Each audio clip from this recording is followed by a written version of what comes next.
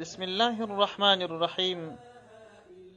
محترم او معزز ورونو، د الله جل جلاله د سپیڅلو نومانو په سلسله کې یو د الله سپیڅلی مبارک نوم المؤمن جل جلاله دی.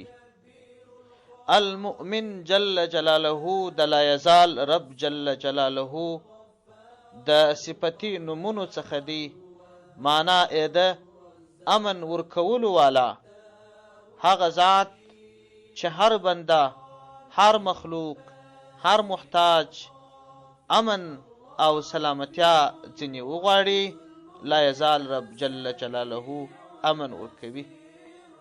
د الله جل جلاله دغه مبارک او سپیڅلی نوم د الله په نومونو کې یو ځای په قرآن عظیم شان کې د سورة حشر په 23 نمبر آیت کې راغلی دی چې لا یزال رب جل ذکره فرمایي هو الله الذي لا اله الا هو الملك القدوس السلام المؤمن المهيمن العزيز الجبار المتكبر.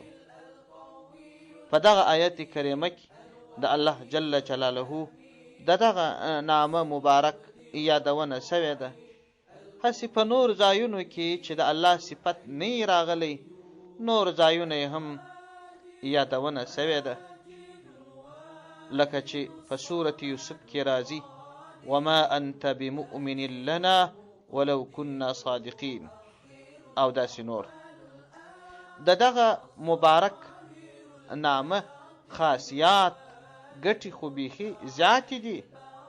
د الله جل جلاله د هر سپیڅلي نامه ګټې ډېرې دي، لکه په دنیا کې چې د غرو بوټي او د غرو کاڼي هسې عام نفت و اوزار پر دې هم د دنیا فلاسفه و تحقیق کړی دی، د هر شي څخه یې بې شمېره ګټې او خاصیات را ایستلي دي. نو هغه رب چې عالمونه یې په خپل قدرت پیدا کړي دي او بلکې تمام عالمونه یې په یو کن لفظ په محض اراده د عدم څخه وجود ته راوړي دي، د داسې ستر رب ستر نوم سپیڅلی نوم د هغه ذکر به ولې خاصیات نه لري، ګټې به نه لري؟ ډېرې ګټې یې شته.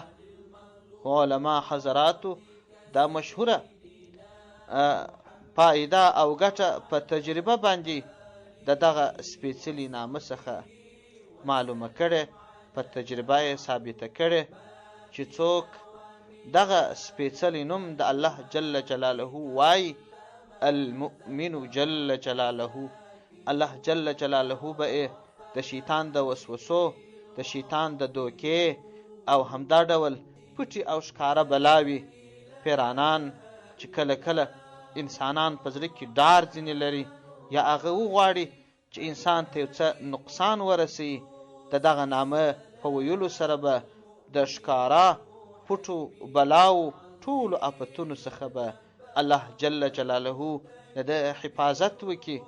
ولې به یې حفاظت نه کوي؟